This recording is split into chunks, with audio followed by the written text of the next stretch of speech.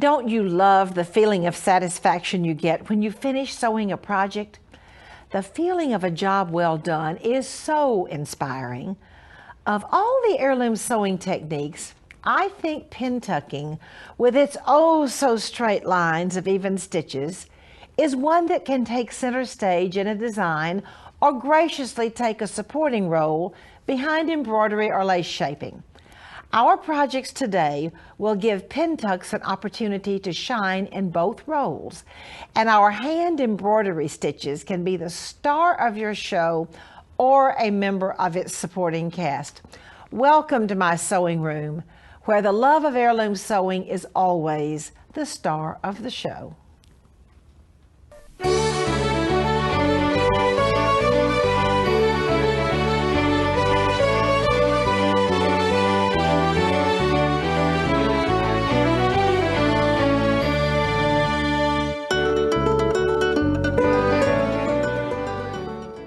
Are you ready to see an adorable little girl's nightshirt? I have a little granddaughter named Sophie Reese, who is 3 years old, and she's a real girly little girl and loves lace and dresses. When I looked at this, I thought, oh me, I think Sophie Reese will have to have one. This is so adorable. That has the gridded double needle pintucks, cross hatched, you can call them either one you want to. I especially love these beautiful little bullion rosebuds that have been machine embroidered inside the grids and also in between the buttonholes. This is absolutely precious. Now, coming on down to the bottom of the little nightshirt, you can see there's entredeaux and lace, and of course just lace and batiste all over the nightshirt. Double needle pintucks truly are fun and easy to make, and also very inexpensive because all you have to do is have a double needle.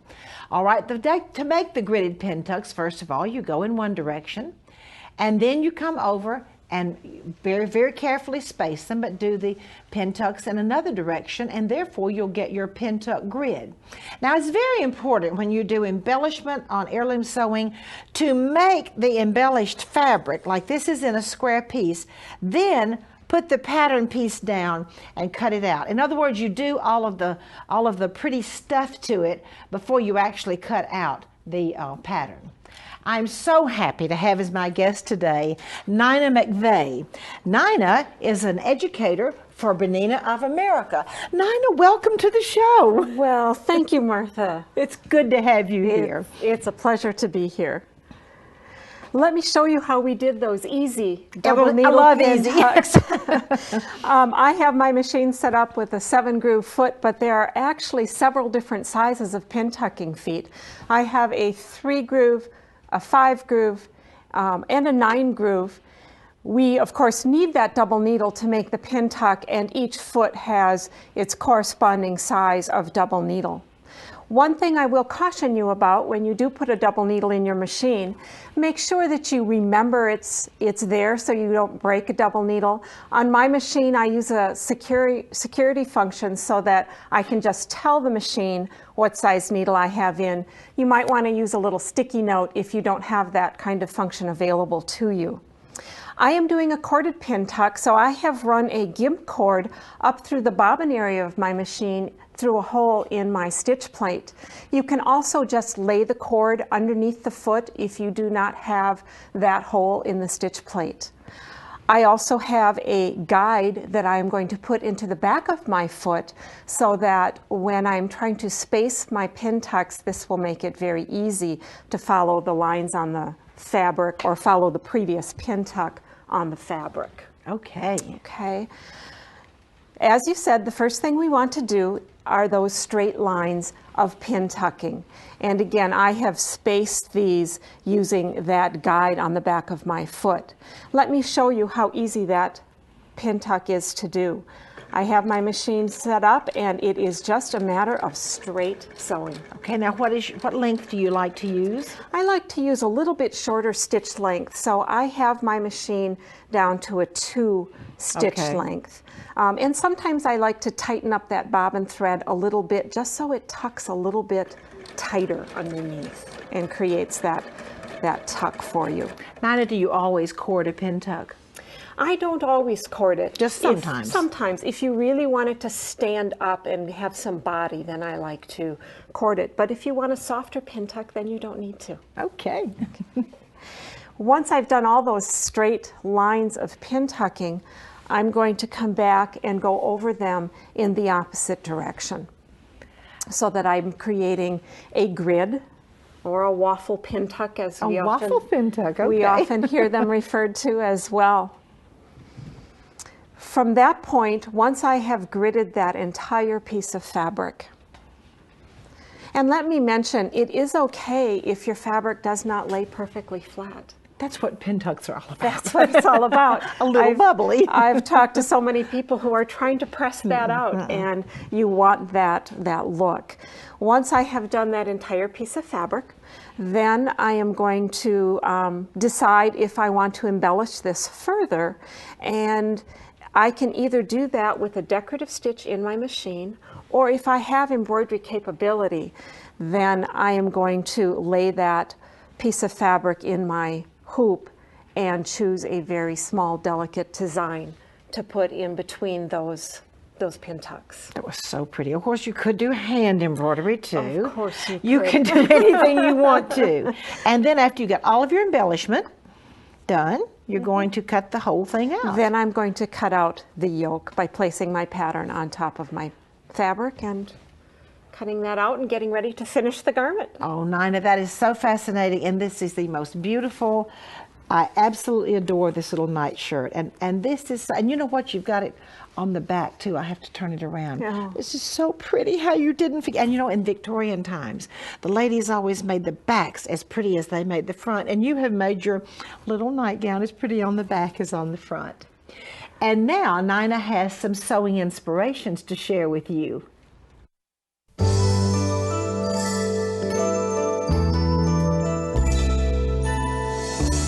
Nina, this is such a beautiful pink dress. Tell me about it. Thank you. I made that for my daughter many years ago. Look at the pin tucks around the neck. I love this round neckline and the curved puffing and the puffing all the way down. And look, more pin tucks on the skirt. Absolutely beautiful the way you put all of this detail from the pin tucks to the puffing, Nina. Now, maybe you can save this for a granddaughter one day. Yes, I think that would be a good idea. Precious, precious. Now, did you make this one? This was made by a very good friend of mine. Lois made this for her daughter. Look at the round yoke once again, and I love the way Lois did the triple pin tucks, 1, 2, 3, and then entre-deux and insertion, 1, 2, 3, and then the skirt has just this beautiful fancy band of pin tucks. 3 pin tucks in the space, 3 pin tucks in a space, and on down to the bottom with this beautiful, beautiful Swiss insertion. And you know, Nina, the wonderful thing today is with our embroidery machines, we can make our own Swiss insertion. That's right. And Swiss edging, even with the wing needlework, which just makes it ever so much fun. Wonderful, wonderful nightgown. Oh my goodness, this was one of our original patterns.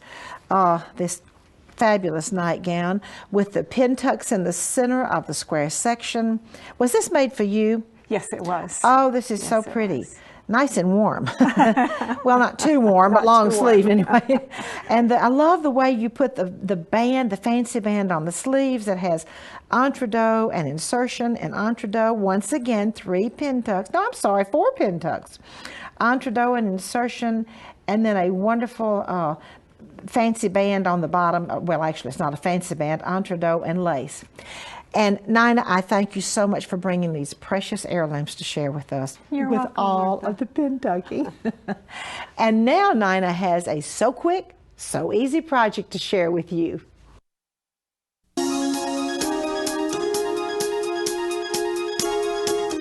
Nina, I am completely enchanted with this pillow you have made. Once again, pintucks, double needle pintucks.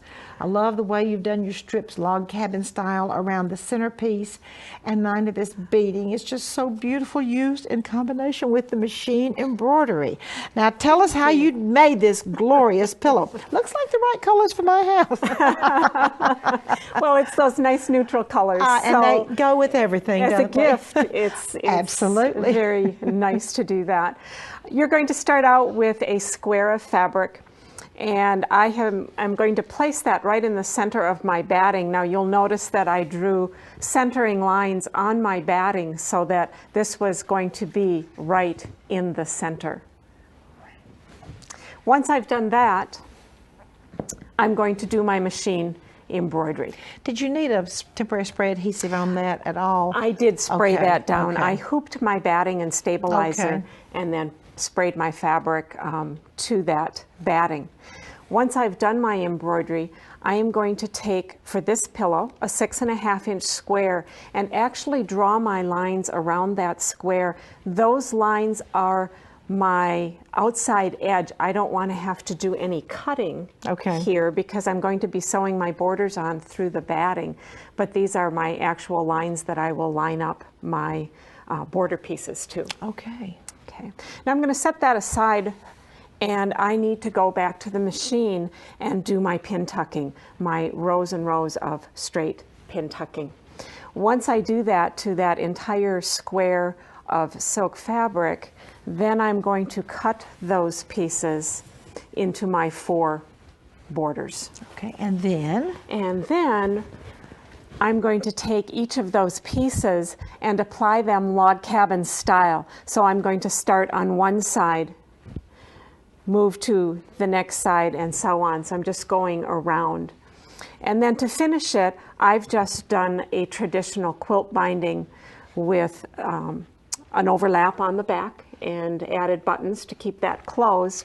How pretty. And the joy of this was doing the hand beading, of course, and it adds that extra touch and that extra sparkle. Did you do the hand beading after you put the pieces on the side, the pin tuck pieces on the side, or when did you do your hand beading? It's easiest to do the hand beading before you actually seam the front and the back together. Okay. I happen to do my beading when I just had the square, but you could do it after you have added your border pieces. Do you ever do machine beading? Yes, I do. You do? I love to machine bead. You love to machine bead and hand bead. Do. You and I just love beads and pin tucks. Yes. Nina, thank you so much for being here today. And next, we have some hand embroidery stitches for you.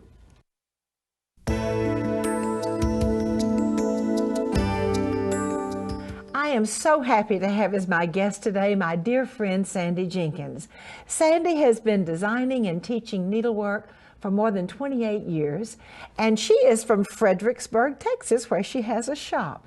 I might add that Sandy has also studied at the Royal School of Needlework in London. Sandy, welcome to the show. Thank you, Martha. I love being here. Today I'd like to teach you a stitch called open fly. It's a very easy stitch, but used in a lot of different ways. You're going to come up at A, down at B, and back up at C in your loop. And I always hold the thread back no matter what stitch I'm doing with my left hand, because it just keeps a little tension and makes your stitches a lot more even. You're going to tack it at C just behind your loop. I'm going to do that one more time because just in case you didn't get it. You're going to be up at A, down at B, holding the loop in your left hand. You're going to be back up at C and tack just over the loop. Now, open fly can be used in a lot of different ways. Today, I'm going to show you that sometimes I do it in lettering. Lettering is hard for some people because one thing, they usually don't make their stitches small enough, but also for curves, this is just a great way. And you can see an open fly here, an open fly at the bottom. For the little O's, there's 2 open flies also. Now, this is if you're doing really small lettering, and usually with 1 embroidery thread, this one was. I'll show you another example. It's a little tiny bit larger, but still okay. It's using a red work thread it's actually 1-ply thread, but you could do it with 2 floss. You have an open fly at the bottom, an open fly at the top. On larger lettering, you might want to have an open fly for the curve, but then do outline or stem. But I think you'll enjoy knowing this technique. Martha, I also would like to show them how to do an open fly in a feather stitch. I think that you would really enjoy knowing this. I love the turkey feathers. And Sandy, it looks like there are several different colors. How did you do that? It's using an over dye thread, Martha. Lots of times I'll use an over dye so that they don't have to change and you don't have to think shading. Some people are very insecure as far as colors, and it just helps them along and makes it look cuter and not as much work, which is what we want. Easy. That's right. Easy is our middle name. Okay. Feather stitch is done by the same thing. If you'll come up at A, down at B, and back up at C in your loop, you're going to do another open fly, and I didn't tack that if you notice, so don't do the tack over like we did up in the other stitch. You're going to come up even with the bottom for the second step of the feather stitch. You're going to come, if you were making this on a line like down the center of the feather, you would come up every time in the same center. Your center is C. You're going to come up even on the left side and come back up in the center again. So actually it's going to be an open fly to the left, an open fly to the right, alternating until you have as much as you want to do, or till you're at the end of your tea towel or whatever you're doing it on. Martha, in the old days, almost every linen that my great-grandmother had open fly as the hem. And I just think it's a really neat decorative stitch that we use a lot. And in Crazy Quilt, we really use a lot of it. In fact, some even have, Crazy Quilt has sometimes all open fly, just with different colors. Sandy, is that another word for feather stitch? Yes. Okay, it's the same. In other words, there's not another feather stitch. It's all an open fly variation. That's exactly right. I just teach it as an open fly, Martha, because sometimes when people look at this, they really have a hard time getting it. And I just think if you think of it as an open fly to the left, an open fly to the right, then it's broken down in an easier manner. That makes feather stitch a lot easier, because some people are afraid of feather stitch. That's right. That's exactly right. Well, I think it's so fascinating. You used open fly for letters too. Isn't that fun? I've never Lettering thought about is that. something that a lot of people struggle with, and I just think this is a really great way. I have a lot of lettering on my quilts, and it just makes it more fun, and you want stitching to be fun, so that's just great. If it isn't fun, why are we going to do it? That's exactly right. Now, is all of the lettering up here open fly? Yes, ma'am. Most all of it is. Sometimes I'll use chain stitch, and if you see where it's darker, the words or the names of the animals are done in chain stitch, but all of the top letters, the sounds, are all done in outline or stem. So I don't have a lot of open fly on this one. These are bigger letters. Bigger. You usually use the smaller models that I showed before and do those. Well, that is completely fascinating. Sandy, thank you for being here. Thank you for inviting me, how Martha. much fun. I've enjoyed it. And next I have a home decorating project for you.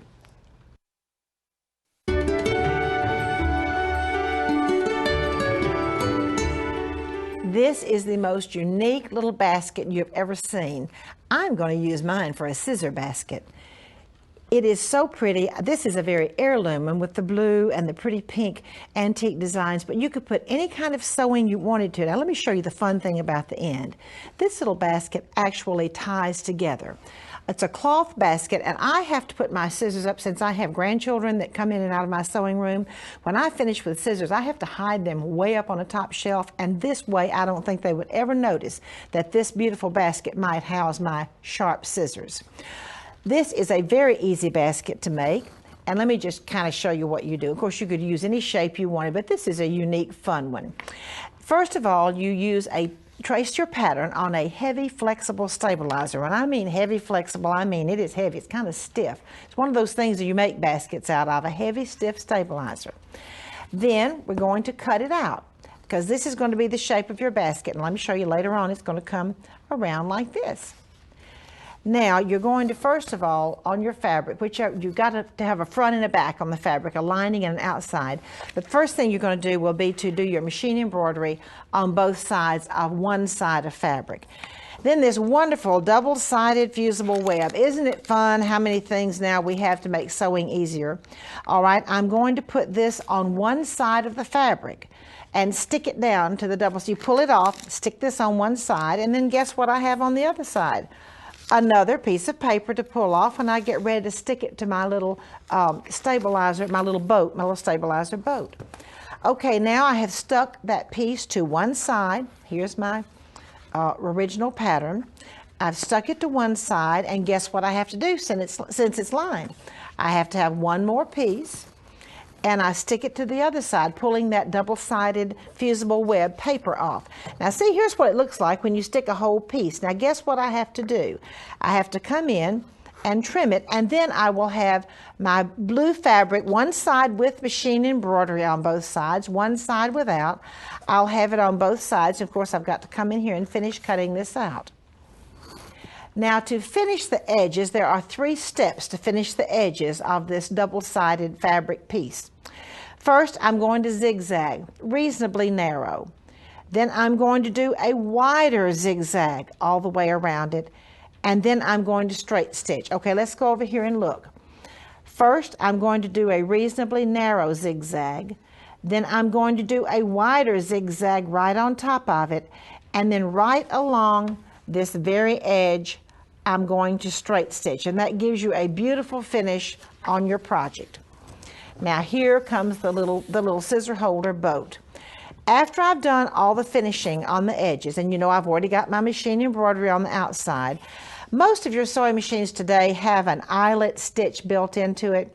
So I'm going to mark the places for the holes. I'll need 3 eyelets on each side, 1, 2, 3, 1, 2, 3. I will go ahead and put the eyelet stitches in. Then I'm going to use an awl. Be very careful, you always put the top back on this. I'm going to use an awl and come in and open my eyelets, all 6 of them, 3 on the, well, excuse me, that would be 12 of them. All right, now then I will use a tapestry needle and weave the ribbon in and out, and then I will tie it. And that makes the cutest little basket. Let me bring my little basket back up here to show you. A scissor basket is what I'm going to use this for. You see how pretty it is? And you can make it any size you want to, really. But that's just a wonderful little touch, once again, for your notions and to use your machine embroidery. And now I have a beautiful, beautiful antique dress to share with you.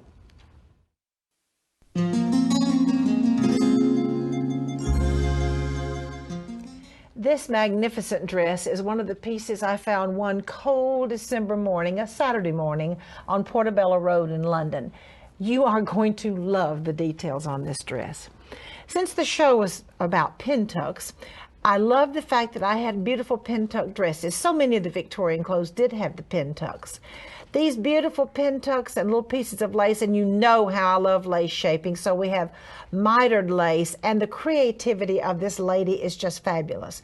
She used regular batiste, and then she put Swiss batiste in, just kind of interspersed it throughout the dress. Let me show you this sleeve.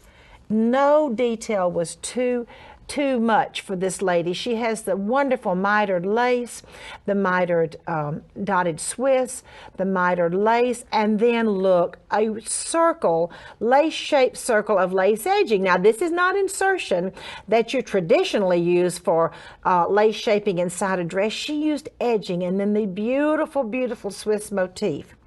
The wonderful Swiss motifs are also in this wonderful lace-shaped circle using edging, not insertion, and the motifs in the middle, that comes also on the upper bodice. For her waistline, she had a beautiful piece of just Swiss embroidery that goes all the way around the dress. Now look at her beautiful skirt. The released tucks here, not pin tucks, but released tucks. The beautiful Swiss insertion comes all the way down, and I'm going to hold this up so you can get a little bit better view of the wonderful, glorious bottom of this dress.